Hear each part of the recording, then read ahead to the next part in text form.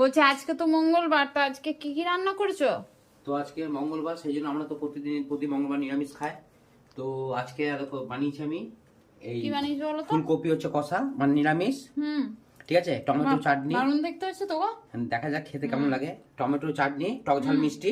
ঠিক আছে, আর এই হচ্ছে পালং শাকের চচ্চড়ি, সবকিছু আনাজ দিয়ে। বাহ, দারুণ লাগছে তো। আর এই আর তোমার হচ্ছে মুগ ডাল, তোমার ইয়ে দিয়ে, তোমার মটরশুঁটি দিয়ে। দেখো, ঠিক আছে। আর গোবিন্দ চালে ভাত তোমার। বাহ, তাহলে দারুণ আইটেম গুলো হয়েছে। এবার দেখা যাক খেতে কেমন লাগে। সব তো হয়ে গেছে নিরামিষ একদম। তো বন্ধুরা, আজকে তো মঙ্গলবার, সেই জন্য আমরা আজকে নিরামিষ খাই।